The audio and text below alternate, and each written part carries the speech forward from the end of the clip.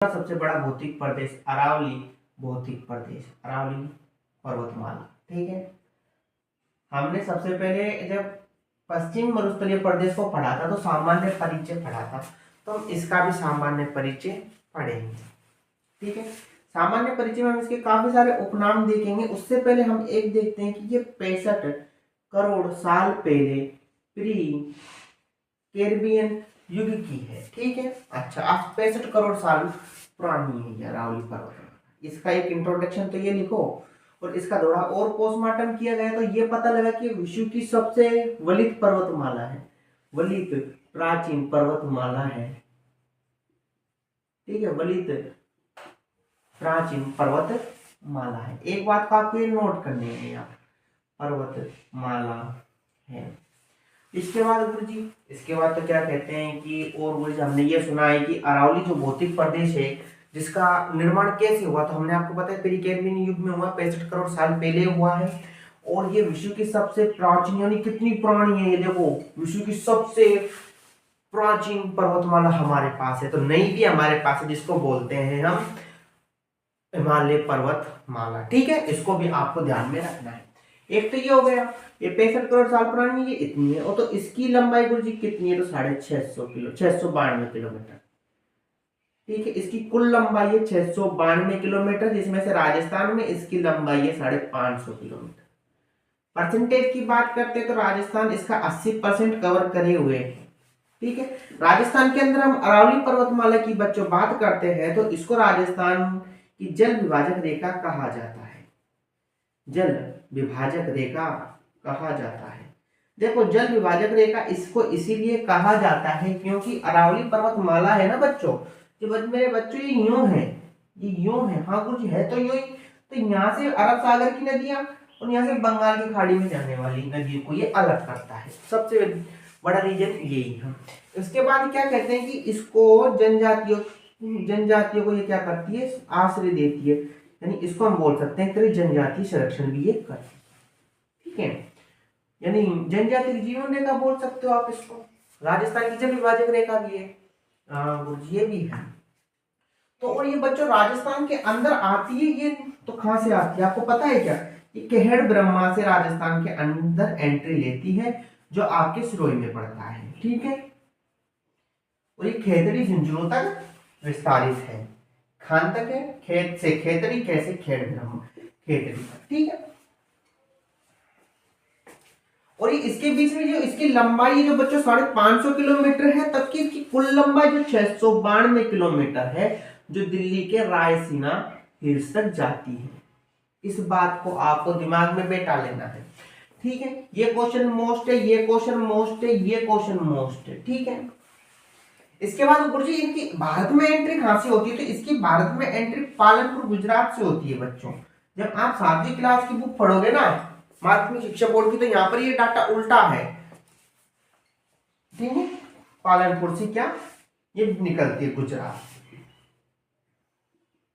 अच्छा गुरुजी, हाँ, तो क्या कहते हैं कि अरावली पर्वतमाला का जन्मदाता किसे कहा जाता है, तो ऐसे अरावली और ऐसे अरब सागर, इसको जन्मदाता कहा जाता है अरब सागर का, यानी अरब सागर इसका पिता माना जाता है। फादर ऑफ अरावली पर्वतमाला तो अरब सागर को कहेंगे हम बच्चों। ठीक है, अरे गुरुजी ऐसे क्यों, क्योंकि हम जब देखते हैं तो अरब सागर के अंदर बच्चों हमको छोटे छोटे द्वीप मिलते हैं, उनको बोलते हैं मिनिकॉय द्वीप या मिनिकॉय द्वीप से इनका क्या माना जाता है, जन्म माना जाता है अरावली पर्वतमाला का। कि कहा जाता है कि अरावली पर्वतमाला है जो सर मिनिकॉय द्वीप से इसका जन्म माना जाता है। वो अवशेष है, जो द्वीप है जो भी अरावली पर्वतमाला के अवशेष हैं।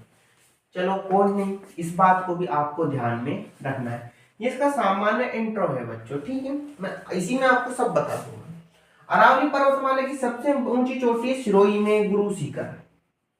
हाँ, संतों का शिखर के कारण इसको गुरु शिखर यानी संतों का शिखर भी कहा है गुरु जी, संतों का शिखर। इसी के बाद दूसरी सबसे चोटी है यहाँ पर शेर, तो शेर के बाद यहीं पर है दिलवाड़ा। हाँ गुरु जी, आप हमको क्यों बता रहे हो, तुमको आता है।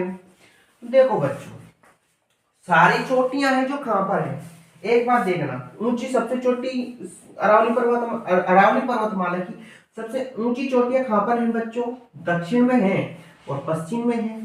और इसके बाद यहाँ पर क्या है, उत्तर है और यहाँ पर पूरब है। हाँ गुरु जी, ये सबसे ज्यादा तो दक्षिण पश्चिम में है, और हम हमारी क्लॉकवाइज क्या करते हैं कि दिशा चलेंगी, तो ये दक्षिण, ये पश्चिम, ये उत्तर, ये पूरब, यानी दक्षिण पश्चिम उत्तर पूरब की ओर है जो अरावली पर्वतमाला की चोटियों का क्रम घटता है। क्योंकि सबसे पहले सिरोही में मिलेगा गुरु शिखर, उसके बाद दूसरी सबसे बड़ी चोटी मिली हमको शेर, तीसरी मिली दिलवाड़ा। तो दक्षिण पश्चिम उत्तर पूरब की ओर अरावली पर्वतमाला का क्या होता है, अरावलियों का क्रम घटता है। अरावलियों का क्रम घटने का मतलब है कि इनकी चोटियां कम होती हैं। इसके बाद अब हम बात करते हैं यहां पर, तो उत्तर की तरफ से जब उत्तर पूर्व से दक्षिण पश्चिम की ओर जब अरावली पर्वतमाला का विस्तार है, यहाँ पर चोटियां की हाइट बढ़ती है, यानी दक्षिण उत्तर, समझना, उत्तर पूर्व दक्षिण पश्चिम की ओर अरावली पर्वतमाला की जिन चोटियों की ऊंचाई बढ़ती है, जबकि दक्षिण पश्चिम से उत्तर पूर्व की ओर घटती है। फिर बता रहा हूं, उत्तर पूर्व से दक्षिण पश्चिम की ओर अरावली पर्वतमाला की जो चोटियां हैं वो बढ़ती हैं, और उसके बाद दक्षिण पश्चिम से उत्तर पूर्व की ओर चोटियां घटती हैं। मैंने आपको बताया, आप यूं बढ़ोगे आगे तो सबसे पहले हमको मिलेगा गुरु शिखर, इसके बाद शेर मिलेगा, इसके बाद दिलवाड़ा मिलेगा, जब बीच में आ जाऊं तो हमको तारागढ़ मिलेगा। हाँ गुरुजी, तो चोटियां तो इधर की साइड घट रही है जाने में, तब की यूं आने पर बढ़ रही हैं। किधर की दिशा से, उत्तर पूर्व से दक्षिण पश्चिम की ओर हम आते हैं तो अरावली की चोटियां बढ़ती हैं, जबकि दक्षिण पश्चिम से उत्तर पूर्व की तरफ जाते हैं तो घटती हैं। ठीक है। अब एक बात और, अरावली पर्वतमाला का सर्वाधिक विस्तार हमको देखने को मिलता है बच्चों जो उदयपुर में देखने को मिलता है, और सबसे कम देखने को मिलता है जो अजमेर में। इसको भी आपको ध्यान रखना है। अब इसके बाद अरावली पर्वतमाला को हम तीन भागों में बांटते हैं, उत्तरी अरावली, मध्य अरावली और दक्षिण अरावली।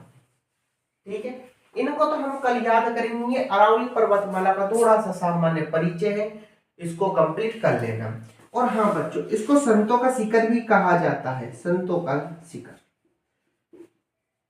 किसने कहा गुरुजी? तो इसको टोड ने कहा। हिस्ट्री ऑफ राजस्थान, इतिहास के जनक, राजस्थान के इतिहास के जनक यही है टोड। हमको टोड ज्योग्राफी में कम, तबकि हिस्ट्री में ज्यादा नाम सुनने को मिलेगा, तो आपको इसको भी कवर करना है। ठीक है, ये दक्षिण पश्चिम से उत्तर पूर्व के मैं आपको